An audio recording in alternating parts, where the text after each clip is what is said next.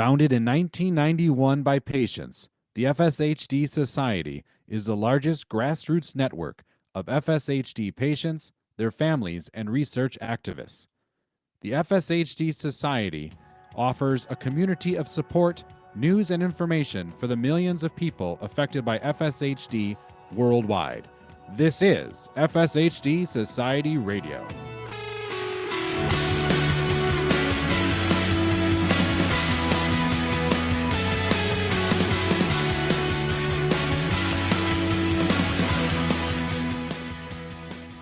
Welcome, one and all, to the FSHD Society Radio Show. Thanks for being here. I hope you all are doing well as we bring you yet another episode of the show. And this is a pre-recorded interview with our guest today, but we're really excited to have him aboard because we're going to talk a little bit about the science side of FSHD. And, well, you know, you bring in your chief science officer is what you do when you want to talk about that. Really quickly, though, if you want to get in contact with me, you can. Even though it's pre-recorded, I might even be chatting along here with you via Facebook and YouTube, which is where you can find the shows that are airing live. The second, I believe, or was it third Tuesday? Well, you can find it all on FSHD Society Radio Show when we do broadcast these live for you to see. You can also contact me, like I mentioned, at fshdradio@fshdsociety.org. And, of course, take time to thank our sponsors, Perkin Elmer, Dyne Therapeutics, and Fulcrum Therapies for making this show and all that encompasses it possible. So let's bring in our guest. His name is Jamshid Arjomand, and he is the Chief Science Officer for the FSHD Society, and we welcome him now. Hello, how are you doing? I'm doing very well. Thank you, Tim. Thank you for having me. I hope you're doing well as well. Yeah, I'm doing good. Love taking some time to talk with you. I think, when was the last time we chatted? Maybe it was, I know we chatted a little bit before we hit record, but um, there was it like the telethon? What was it? What I you think it may have been the telethon. Yes. might have been the telethon. Yeah. And you I have was this you have this great last name. I know this is total like segue here really quick. You have a phenomenal last name to actually get a nice baritone role, you know, Arjomand. You know what I mean? You can really play with that. It's fun. It's fun. I almost had a separate intro for you. And I know that they're talking about, making a special segment maybe going forward, jamming with Jamsheet. I mean, I started to produce something. Hey, maybe next time, just be I have aware. heard You of might some of those. have you? I Oh, it have. was so much fun. It was so much fun to make. I was like, Flattered. man, this Thank is you so much. great. So thanks. Yeah. Thanks for being here and sharing some of your knowledge with us. We know that you have a great sense of humor that you can play along with all those silly things I just brought up, but tell us more a little bit about your background, kind of maybe your career life, before FSHD Society. I'd be happy to. Sure. I did my undergraduate at UC Berkeley. I double majored in molecular biology and psychology, and worked for a couple years before going to graduate school because I really wanted to figure out what I wanted to do graduate school wise. So I worked at a research institute in the neuropathology division, and then when decided to do neuroscience as for my graduate degree, and I moved to UCLA. And I was very interested in neuroimmune interactions. Worked Mm, there for a number of years. I really like integrating different fields yeah. scientifically. If I had to do it over again, I don't know if I would do that path because neuroscience, the study of the brain, is very complicated. Immunology is by itself very complicated, and when you try to merge the two, it's it's very very difficult to understand. And Yeah. so it was a challenge to get through graduate school, but I'm glad I did this. I learned a lot that from by interacting with different groups that do different type of science, that the collaborative space, that inner space between the different fields, is where a lot of very exciting things can happen.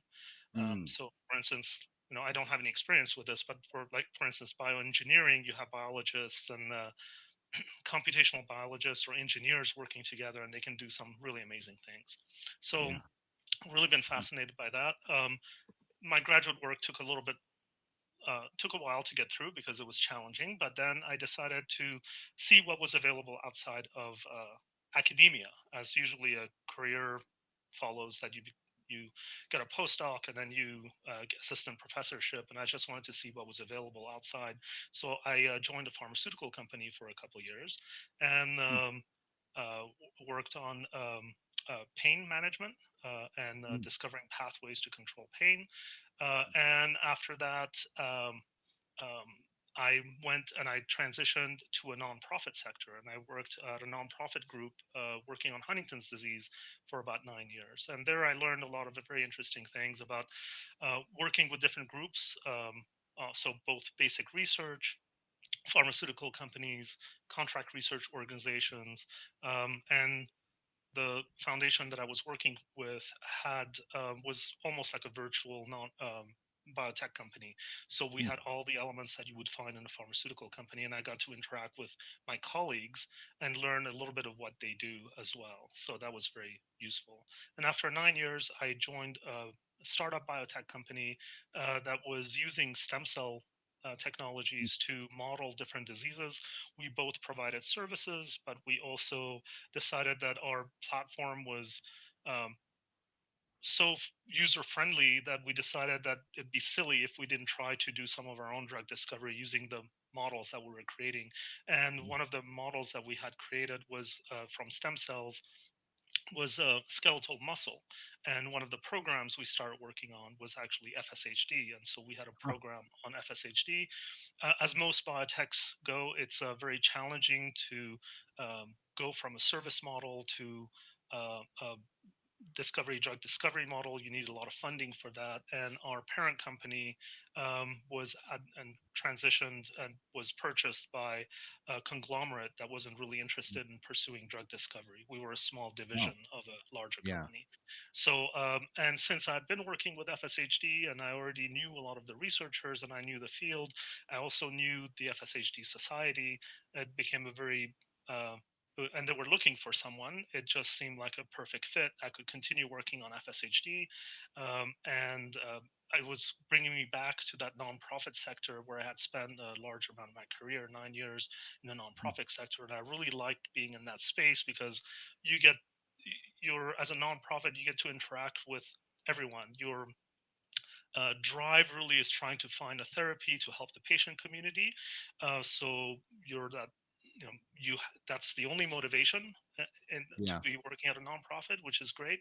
And you get to work with everyone and you get to talk Mm, to everyone. So very smart scientists, brilliant clinicians, the patient community as well. You get to mm. speak with the regulatory agencies and learn what they need.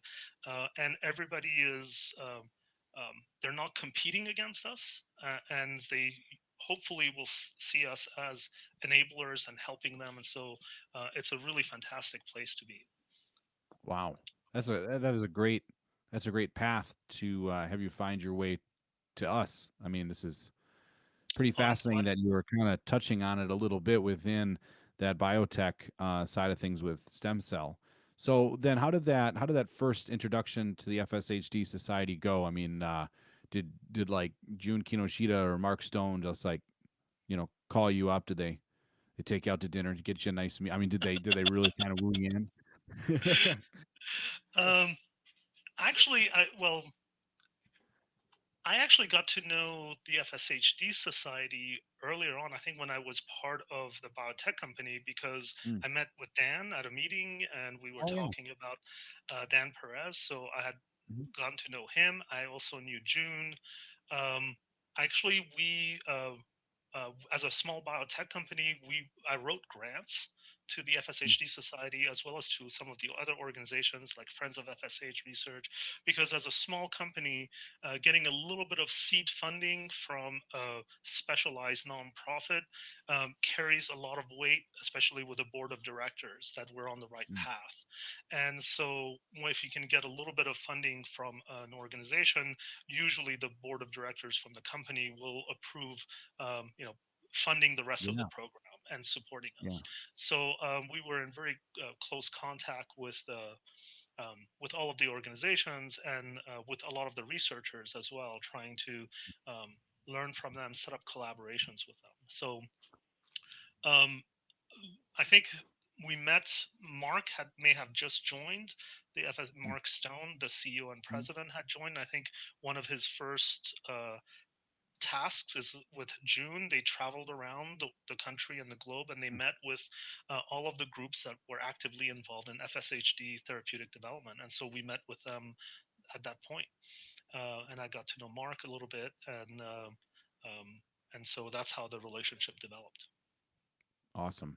Yeah, I'm glad it did. I'm glad it did, and obviously it went well. So, and here we are, right? We fast forward a little bit to where we have you going to work for all the people. I know that are I can almost hear, you know, questions pouring through those, listening, and excited, especially when we talk about the science, because science means treatment. Science is where it's at. That's what we're trying to fund and help and push for. That's why we do the walk and rolls, right? That's what it's about. um there's there's some goals, I'm sure, that were laid out in front of you to try to um, reach when you took on the position. And correct me if I'm, wrong with one of them, and that was like a therapeutic accelerator project, right?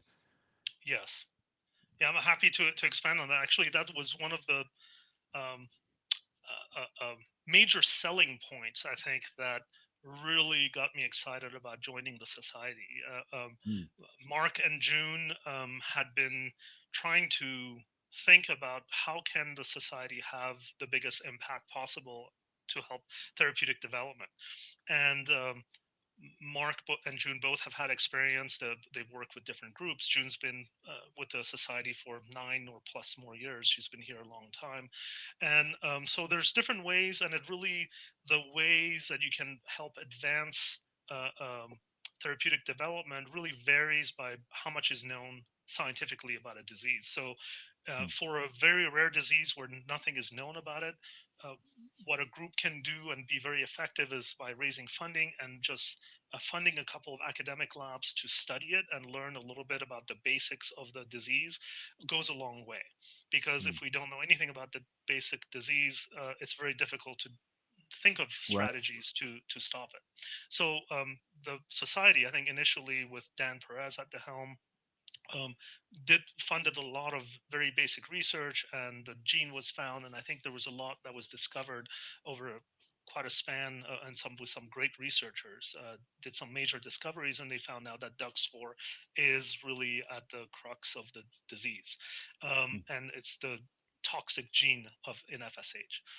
So when Mark came and with June, I think they were thinking, okay, we know this. How can we help the drug developers? And for in practical sense, most of the drug developers are pharmaceutical companies, biotech companies, and pharmaceutical. What tools are they going to need? And yeah. Mark says it very eloquently in presentations that I've seen him give, that the road to from basic research to clinical trial has obstacles in it, and every disease has to travel the same road, but every disease therapeutic strategy will have different obstacles in its path. So, Okay. what Mark wanted to do was what are the obstacles that are facing FSHD therapeutic development?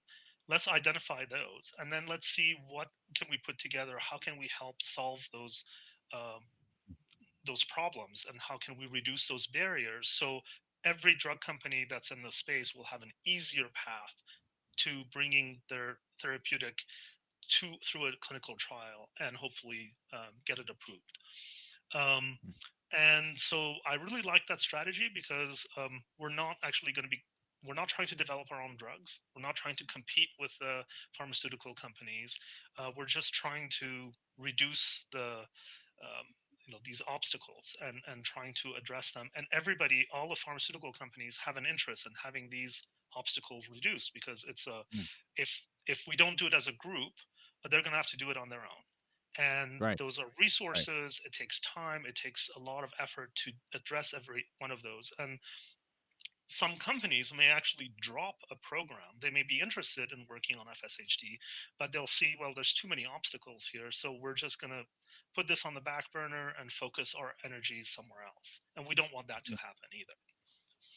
mm. So very early on, I think it was about a month after I joined, June and Mark had organized a meeting in Maryland, and they called it the Industry Collaborative Meeting. And they had invited all of the pharmaceutical biotech companies that were either working in the space or interested in FSHD or neuromuscular indications. They not only invited those companies, but they also invited a lot of the regulatory agencies, and as well as clinicians and a few key opinion leaders and scientific minds that really helped shape the field. And the question was very simple: is what are the perceived obstacles for therapeutic development?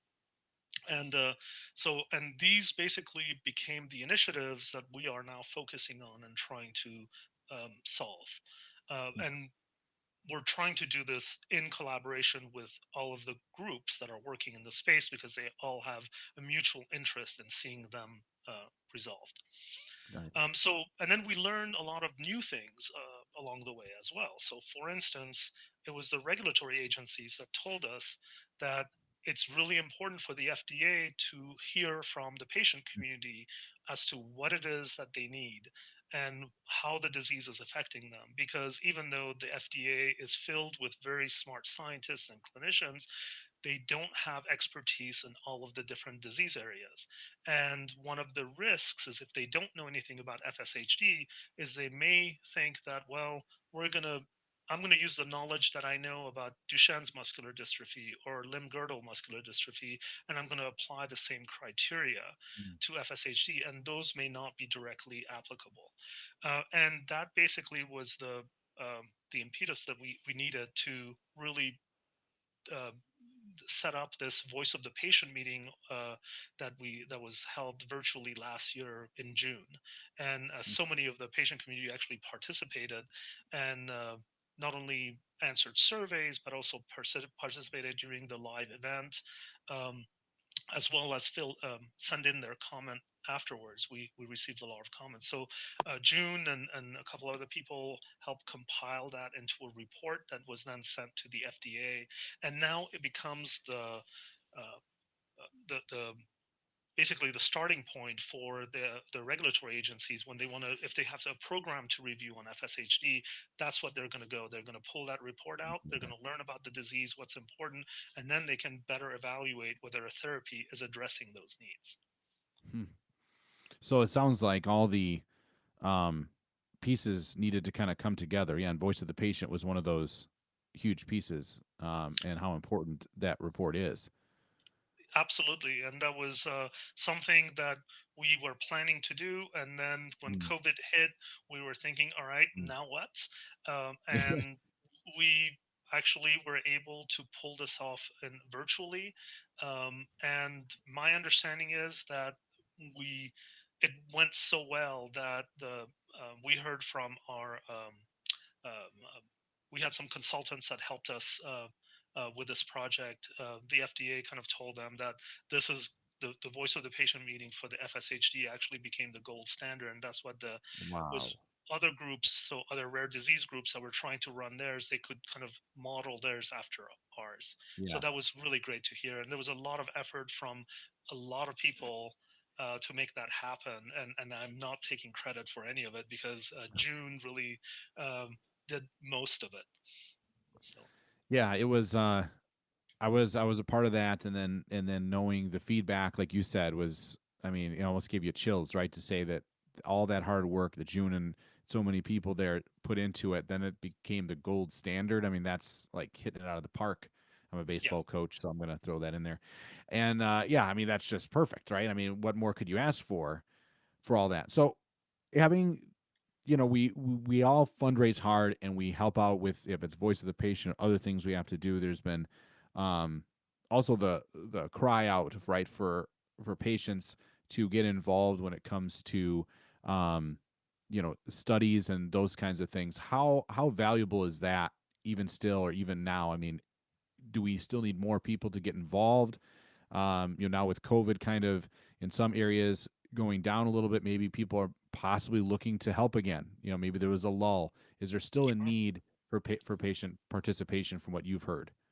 Oh, absolutely. And there's new studies that are going to launch. There are So, as you know, the Clinical Trial Research Network was running a fairly large observational study called Resolve to look Hmm. at a lot of outcome measures over time. Um, those studies, I think they're pretty much completed with recruitment, and they are now maybe some of the sites are actually completing the 2 year study. Um, that is now transitioning into a new study called MOVE, FSHD. Okay. So it's the all of the sites that were involved in Resolve are now starting to recruit for MOVE. So absolutely, it's um, that's really important because not only does it give a since I think the anticipation is that some of the Resolve participants are going to continue on it with MOVE, and so Hmm. then instead of having a year or 18 months, or I'm sorry, Resolve was 18 months or 2 years. I don't exactly remember. But Hmm. now we're going to possibly get continuation longer uh, evaluation. And this is using some of the latest clinical tools to see how the disease really is progressing. So it gives us a better understanding of disease progression in a larger population. But then I believe that there are some imaging studies that are about to start, as well as there are quite a few clinical studies that are being planned that are on the shorter horizon. So probably The end of the year, early next year. Um, Okay. so So yeah. participation in those is going to be really important. Um, and we're still learning a lot about the disease and the heterogeneity of it. So participation in just the annual registry is also really important. Mm. And we can learn a lot from that. You mentioned some studies that sounded like to do with imaging. I know we've talked about, I think, in the past episodes multiple times about how important MRI is starting to become. Um, you find that to be also just as important or some part of the breakthrough of learning more about this? Uh, Absolutely. And there are imaging can fall into several different categories. But Hmm. right now first of it's possibly maybe a little expensive, but it's Yeah. a really great non-invasive technique that gives an overview in the entire body. I mean, if it's a whole body imaging study, it can give a overview on what's happening throughout the body Mm. on all the musculature. And there's some really amazing technologies that are being developed that use AI to segment the muscles. So in the past, as a neuroscientist, I participated in a couple of these studies where somebody had to actually they scan your brain and then somebody has to manually trace the different parts of the brain, and that's really Wow. time intensive to do. And the same thing is with muscles. Once somebody is scanned, typically somebody has to delineate where each muscle is so they can be measured. But now with better computer systems and artificial intelligence, that part of it can be automated. So you can Mm. actually get a lot more measures throughout the body, and that's really powerful because then you can correlate that with maybe some um, outcome measure. And so I think there was a study that was presented by Fulcrum that was quite interesting, where they showed patients with the same clinical severity score had vastly different muscles that were involved. Mm. So even though they scored the same as far as progression, different areas were being affected. So if you're Mm. trying to run a clinical trial and your outcome measure is, let's say, something that's using the legs, but in one Yeah. patient the legs aren't as affected as the upper body, that's not going to score well, and it's going to Mm. throw the results of the study out. Right. So that's how imaging can be used um, at the beginning of a clinical trial. So you group patients that are more similar to each other, so you can use the same test. So you can use it as a screening tool, or it can be used possibly as a biomarker, because it's been shown that changes in imaging usually precede functional changes. And so if you can see a change in imaging, maybe you don't have to wait until you see a change in clinical outcome. And you can Mm. maybe use that as a surrogate endpoint in a clinical trial. And that would Yeah. shorten the time of a clinical trial. Well, that sounds like a good thing, right? That would Shorten that that would be time up and then we're moving forward, right? Faster. Yeah. that's a lot of the time consuming part of this. I know that there was some people that probably got excited. I know FSHD Society posted on it, and I know this is not exactly pinpointing right in your area of expertise within it, but I couldn't help but kind of at least touch on it briefly about Fulcrum talking about the fast track designation of their drug, which maybe you can pronounce the drug better than I can. Losmapimod, right? No, That's right. am I close? God. All right. So yeah, I mean, okay, I see from a patient standpoint, right? Mhm. And I want you to hit it to me real here, right? And I know you're not going to try to spin it to be negative, but I need it to be real. So many people want that. We don't want to have some explanation, where people are trying to fluff it up. But when I read fast track designation, I'm like, whoa, man, this is gonna be great. That's really great news. But is it really? I mean, what is the point in your understanding to help us understand maybe another level up of what does that really mean for, drug? Sure, and you're totally right. This is not my area of expertise, so I Right. will tell you the little bit that I understand. Yeah. It's this is part of the regulatory process, and in a disease where there are no treatments available, Mhm. the drug sponsor, in this case Fulcrum, can apply to the FDA to have fast track designation. Okay. And Okay. so it's basically a request, and I don't know what the process is and what they have to submit, Mhm. um, but the FDA will review it, and if there is no treatment, if there's an unmet medical need, um, um, they may choose to allow a clinical trial to be reviewed by the FDA faster than it normally takes. And I don't know Okay. what the actual process, but I think that the whole review process can sometimes take 6 months to a year. If you can reduce that, and you get a lot more input from the FDA along the way, that's a really good thing. Mm. It's a separate application from the clinical trial and the clinical trial study. They're, as far as I know, they're not linked. Yeah, they're not linked. Okay. Yeah.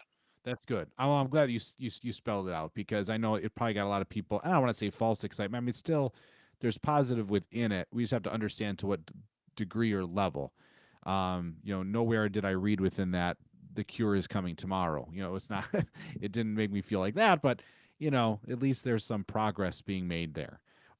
Within that, then progress, right? That's what most patients, families are looking for, or they ask about, and is there anything that you've seen come across your desk, come across your radar within your role at the FSHD Society that excites you? If it's some type of study started or conversation or anything that you can share with the listener.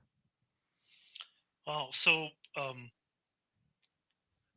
yes, quite a bit. So on the clinical side, I think what's been very exciting is there are a lot of companies that have active programs in FSHD, and they are so as the research continues, people always think that drug discovery, and I did too for a long time, that you have the Hmm. research, and then once the research gets to a point, then you start doing translational work, and then when that's done you start thinking about clinical.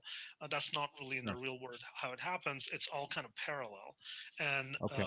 so as research gets to a point and the company thinks that there's a path forward, they deploy everything in parallel. So you have groups that are starting to look to design a clinical trial. You have groups that are looking for endpoints. You have groups that are doing the translational work. And that's been exciting because there's a number of companies that are going down that path. So they're Nice. firmly committed. And unless something goes drastically wrong or there's a change maybe in their priorities, I think they're all seriously committed to Hmm. bringing these treatments to the clinic. So that's very exciting. Um, I think that the network, the clinical trial research network, and the way it's been operating with Resolve, that's very exciting. It's they're all using the same tools, so that becomes kind of a one-stop shop when a company wants to run a clinical trial. They don't have to find clinics that have access to patients and that then get them all trained so they're using the same tool. That Right. network already exists, so they That's can actually beautiful. get their Mhm. trials started. And to the credit of the CTRN, the way they're trying to set this up is if you can run multiple trials in parallel, there is some savings in participation that can be had. So, for instance, you can Mm. use the same control group Mm. of patients, and that reduces the number of uh, participants and volunteers that you need for a trial. So that's pretty exciting. That Um, is. from the scientific side, I think the imaging is very promising. There's also molecular biomarkers that are being developed, and that can be very exciting. So currently, to see if DUX4 itself is very difficult to measure, so scientists are looking at genes that are regulated by DUX4, and they measure Mm. those, and they've been doing this through muscle biopsies. And if there's a way to be able to measure those in the blood as opposed to the muscle, that would be also a huge Mm. advance. So it does two things. One is you don't have to have a needle biopsy. A blood draw is a lot Right. less invasive, and Yeah. the other thing is that the muscle biopsy is just reporting on that one single muscle that you're sampling. Mm. So if that muscle is not involved, you don't get a reading. Oh, Um, yeah. That's good. but if you're getting it from the blood, that's kind of an average of all the muscles in the body. Hmm. And that gives you a better representation of what's happening no matter where it is. If it's in the calf or leg or shoulder, if it's there and it's detectable, you would pick it up in the blood. Mm. So I think there are some groups that are doing some exciting work on that front. And so if all of these things come together, I think, if you have good imaging, like we mentioned, and Yeah. you can use imaging at the front end to like group patients that are more similarly alike in a clinical study, then there's a better chance that the study is actually going to give you results um, that are interpretable. Because when you if a study is not measuring the right thing, you never know if maybe the drug did work. You're just not measuring the right thing. Yeah. So imaging may help with that. Having a biomarker that's in the blood that can be tracked could give you an early um, kind of indication as to, are you dosing the drug enough? Are you Mm. seeing a reduction or change in the whatever it is that you're tracking in the blood, and that can give you some information on how much drug you need to give. So that could be very useful. And then having a good network to run the clinical trial is becomes really important. And this is kind of on the more, um, you know, my view, what I'm saying here is more geared towards the clinical development. There's also some very exciting research that's being done. That's discovery research, very innovative researchers, and unfortunately, there's a lot of those, and and I can't go into all the details. They're developing those projects, so Yeah. I don't want to give out their secrets and their ideas out. No, right. No, no. Yeah, yeah. No, we want to keep that good. Yeah. That Yeah. makes sense.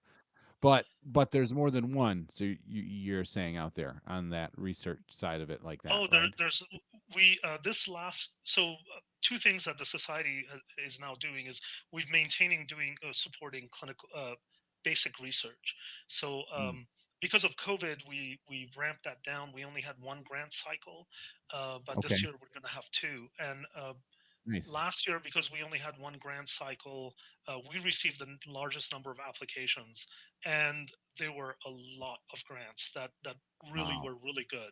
And our scientific advisory board that was reviewing them, basically they rank order them, and there were, I think, 10 grants that they thought should be granted. And typically, I think in a cycle we get 10 or 15 applications. Three or four of Hmm. them they think are very exciting and worth funding. Here we had Mm. 10, so we had more than Wow. double the number, Yeah. and they varied. They were all over from there were some research at the clinical level, there were some basic biology research, there was some genetic research. So it was really exciting to Wow. see that. That is exciting, man. To be a fly on the wall when you guys were all looking at those, that'd be kind of cool. Even though I probably wouldn't understand half of what I was reading, but I think I'd just be looking at the looks on all your faces, like, okay, are they excited? Then we should be excited. This is good. Okay. So one of the final questions I had for you was, and this one kind of popped in my head when I was going through, like what would I ask, Jamshid to kind of get him going? What would be one of those final questions, And I think that people have had a rough year with COVID, but now I think it's coming on the other side of it, and people are kind of geared up to get more involved. And but sometimes you might have some people that are tentative. How do I get back involved, or how do I get going? Someone's got to fire them up, Jamshid. They got to fire them up. They got to get them going. So let's say we're down by a goal, right? And you got to give a halftime speech to your team. So when they come busting out, they're ready to go. So, like, what is your raw speech for the listeners to get them involved, engaged, and going? I tried to buy enough time to kind of think of it there. Did you feel that? Kind of Yeah, yeah. ride the question out. I know I'm putting you on the spot. That's why it's fun. That's why it's fun.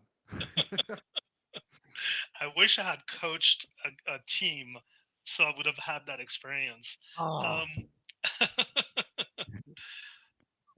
so I actually started because I of COVID, and I haven't been able to traveling, and I've been really Mhm. um, being hungry for interactions with people.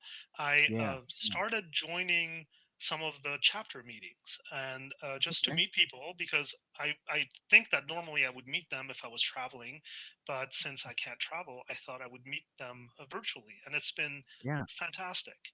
And I think that I've been very excited by just meeting people and hearing what their concerns are and what Hmm. they're interested in. They're very motivated, so it inspires me. Hmm. So I'm not, as opposed to giving you a speech about what I would tell other Yeah. people, I'm Yeah. telling you what inspires me, and that really Nice. motivates me to see that there are groups, um, you know that are working together, either to put a talent show or some sort of Mm. fundraising together. But also, because it's all virtual now, you have different groups within a region that are maybe having joint meetings. That's been also very exciting, and they're talking about their experiences, um, either in studies or if they're participating. I think that's always very useful. Um, and I'm very excited at the what I see behind the scenes with the companies that are working to bring these therapies to clinical trials, Right. and I think that really excites me because there's whole teams. It's not just all right, we're looking at sites. There's whole teams that are looking at what are the best outcome measures, and and some of the companies are even work talking to each other, even though technically they're competitors. Uh, Yeah. they're working because it's a we may need multiple treatments um, to address FSHD. FSHD is there's it's heterogeneous. So just like cholesterol drugs, there's 5 or 6 of them on the market, and they Yeah. all some people respond better to others. So having all of these options, I think, is a really really great thing. So you know I'm very hopeful, and I think that participation, just being aware of what's coming around and what's being done, is very important. And just the way you do that is by engaging. Mm. And so, um, just being tapped into um, to the local chapter with other people, and to attend meetings to hear what's happening and asking questions. That's just being involved. I think is very empowering. Um, so. I like that. I like that. That's a great way to answer that. uh, There's nothing wrong with that. You're speaking from your heart. That's good. That's good. That's exactly what we needed. That's exactly what we needed. Yes, because that the connection equals the fundraising events, and that's community. Hence, when the grants come, right, they're looking for money, to help, right? So that's it's you got to feed the machine, and we all have to be a part of it, whatever that part you can do. We love the part that you're doing, right? This is great. All the information you've given us today, all the things you've talked to us about. We're going to definitely have to have you back on again. So I hope you don't mind doing Not at these all. I'm interviews. delighted, and Within, if you've developed already a theme song or something, I'm happy yes. to do that. Oh yeah. Yes. Next time you're on, yeah, that's how it's going to be. And we'll do like the regular intro and all, but it'll be like, now we have, man, we're gonna really jazz it up. Yeah, definitely. Next time you're on, be ready. It's gonna be big. Thank you so much, Tim. It's been a privilege, and anytime you'd like me to, you have any questions yourself, or you want me to join in, I'd be happy to. Awesome. Thanks, Jamshid. Appreciate it. You take care. Thank you. You too. That's Mr. Jamshid Arjomand. He is Chief Science Officer of the FSHD Society. We're going to take a quick break and hear from a couple of our sponsors, and we'll be on the other side of the break with some events and what's going on in the FSHD Society.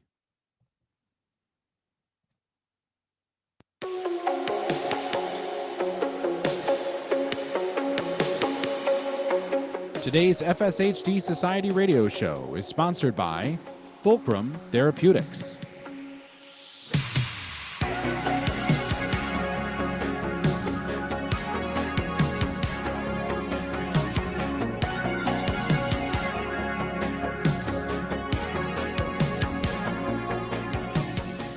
Fulcrum is a clinical stage biopharmaceutical company based in Cambridge, Massachusetts, advancing new medicines that target the root cause of genetically defined rare diseases such as FSHD and sickle cell disease.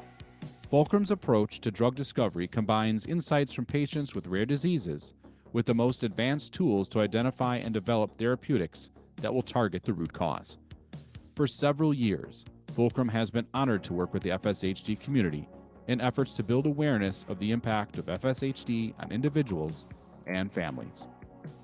Fulcrum works in partnership with leaders from the patient advocacy and medical communities to highlight the impact of rare diseases and support continued research. You can connect with Fulcrum on LinkedIn and follow them on Facebook, Twitter, and Instagram at FulcrumTX.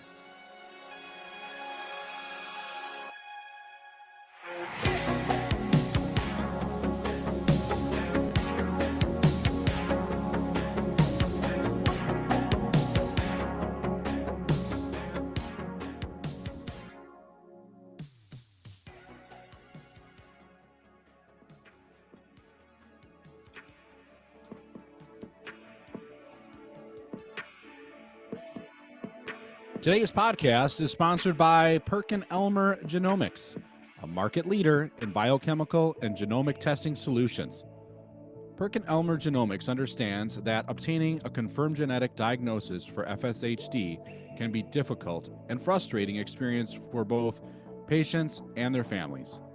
That's why their laboratory prides itself on launching new and innovative technologies to help families find answers that they are looking for. Just over a year ago, PerkinElmer Genomics introduced the first new diagnostic approach to FSHD type 1 genetic testing in nearly 3 decades. This testing has drastically decreased the time to diagnose while increasing accessibility to patients. Knowing the underlying cause of FSHD can have important implications for the entire family, including help with future medical management decisions. Speak with your provider today and learn more about how you can get testing. Visit PerkinElmerGenomics.com to find out more about available testing options for FSHD and other related neuromuscular disorders that may help you and your family today. That's PerkinElmer Genomics.com.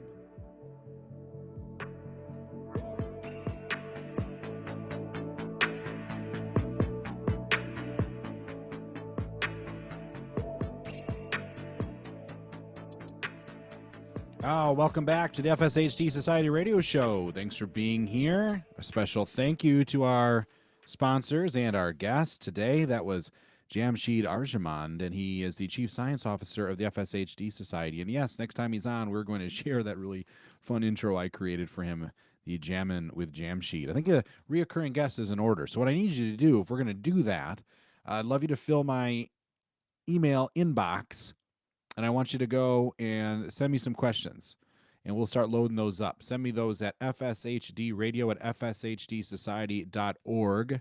send me those emails, and I just want you to put in the title of that email Jammin' or Jammin' with Jamshid. That would be great, so we know that those are the questions that you would ask him. We'll get those building up, and then we'll get him back on and have a segment with him.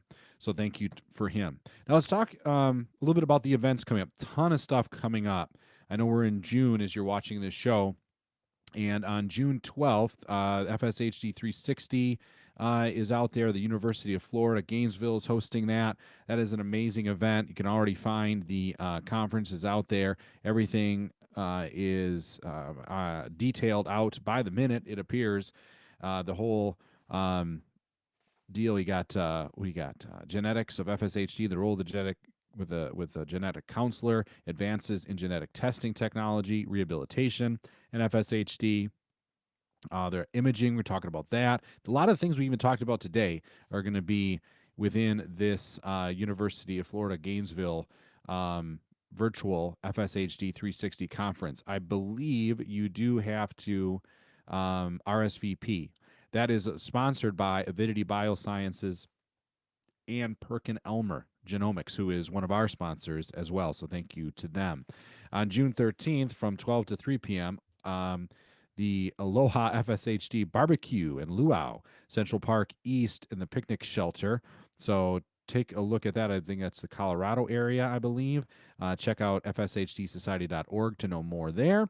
June 14th gives you the Wellness Hour, 5 to 6 p.m. Sign up at fshtsociety.org under the events calendar. That's always a good thing to have. I think that's a reoccurring. June 17th from 1 to 2 p.m., FSHDU with Tassin Mozaffar. He is an MD, and he's the chair of neurology at the University of California, Irvine, and learn about the clinical trials, the scientific process by which researchers determine whether a new therapy is safe, and so much more. And you can learn all about that. That is happening on June 17th, 1 to 2 p.m. Check that out. So we got that done for you. This is how all the magic happens. That's how all the magic happens. More events coming your way. June 18th, the Canyon Rim Park. This is the Utah chapter, I believe. Yes, hosted by Allison Calder of the Utah chapter. It is the Canyon Rim Park East Pavilion. Be there at 6 o'clock to 8:30 p.m. There'll be food, music, games. Oh, it sounds like a lot of fun. Man, it's a long ride from Wisconsin, but that'd be worth it, I think. It is the Utah Reconnect, June 18th. Come and join them. A lot of Reconnect meetings here, and I think this is fantastic, even virtually, but the face-to-face, the in-person is starting to kind of build up more and more in certain areas. So, please find some of these close to you and reconnect. The Pacific Northwest chapter, Sip and Share, June 19th, 3 to 4:30 Pacific time. 2 virtual venues. It's a mixology with Susie and Share and Show Art with Selena. That sounds like a lot of fun. That's really cool. That's awesome. Yeah. And then moving forward, that's on the 19th. And then we all know that June 20th is the FSHD World Day, right? So do whatever you can to kind of celebrate that day. Tell me, I'd love to hear how you guys are doing that. Send me your pictures via email, whatnot. I'd love to hear how you're all doing that. On that day, we're going to have the best of the FSHD Society Radio Show interviews throughout the day. So we're going to kind of blast from the past and some of those great shows. So I look forward to that, kind of hopping in and out throughout the day. They're gonna air some of those great interviews with some great guests. Also on the June 20th, Atlanta chapter is celebrating that day with at the Grub Kitchen and Bar. Watch the King and Queen building light up orange at 7:30 p.m. to 9:30 p.m. They're going to arrive at 7:30 at the Grub Kitchen and Bar and learn more about exactly where that is, especially if you're near the Atlanta near the Atlanta chapter on the 20th, and figure out how to get there. So let's take a quick break here before we continue with our events and then close up shop. I want to kind of give some credit to one more sponsor. You're listening to the FSHD Society Radio Show.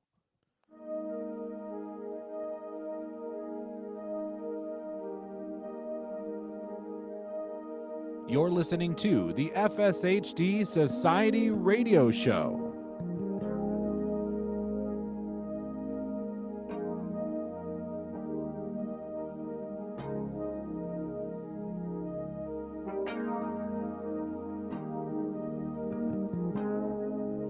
FSHD Radio is sponsored by Dyne Therapeutics, a muscle disease company focused on advancing innovative, life-transforming therapeutics for people living with genetically driven diseases.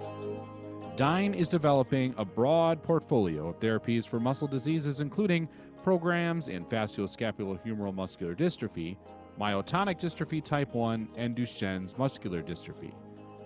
Utilizing its proprietary FORCE platform, Dyne is developing modern oligonucleotide therapeutic candidates designed to overcome limitations in delivery to muscle.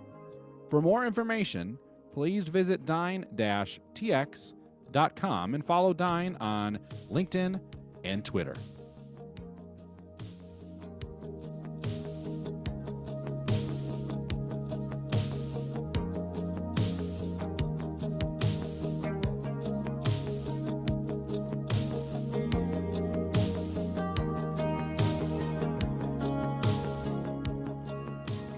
Welcome back to the show. Thank you to our sponsors, Perkin Elmer, Dyne Therapeutics, and Fulcrum Therapies, for being our sponsors. So glad they are aboard on the show. It's so exciting not just to have one sponsor, but to have three, especially within this world of FSHD. Wanted to continue with the events. Before I get farther into that, I didn't want to forget this special event. On June 15th, our own George Pollock is doing the Race Across the West with his FSHD cycling team. So follow them on Facebook, probably on Twitter as well, definitely through FSHDsociety.org as they embark on yet another cycling event. They're going to go from, I think, California to Colorado. Might have a bonus episode in the making. Could be audio only with George. I want to kind of maybe quickly sit and chat with him and release that episode before the race starts so you know how to support him and the race team for FSHD Society. I wanted to make sure I talked about that here. June 24th, as we continue on with our events, 10 to 2 Eastern, presented virtually the 28th Annual International Research Congress Day 1 and 2. You can register for that. June 29th, the Caregiver Hour. I always love that group because I think it's an area that we always need to address, those that help take care of us, so they can take care of each other a little bit. 8 to 9 p.m. Eastern. It's a monthly meeting where they share their experiences and challenges, tips, support, and so much more. Join the Caregiver Hour in June on the 29th, 8 to 9 p.m. July, we enter in. July 6th, South Carolina virtual meeting, 8 to 9 p.m. Our own Frank Hanley, the chapter director, we had him on once before, talking about Qigong and how to relax and meditations. Maybe you can pick his brain on that as well, right? That would be kind of fun. That'd be kind of fun. And let's see here. Then we can move forward a little bit into our month of July. Past the 4th already, right? Trying to get you news and events going on up to the next show. The Wellness Hour on July 12th. Join for that. July 13th is the FSHD Radio Show again. July 13th is the New England chapter.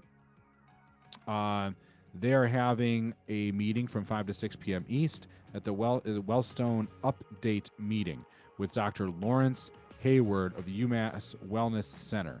News from the 2021 FSHD International Research Congress with Q&A will be discussed there as well.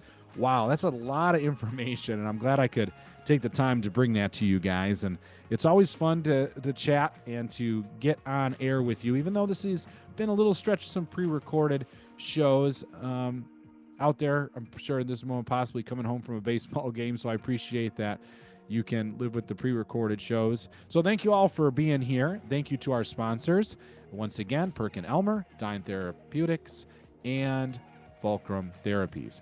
You want to find out more about this show or a chapter you can join or other events that we talked about, and you want to maybe learn a little more how you can get involved, visit FSHDsociety.org.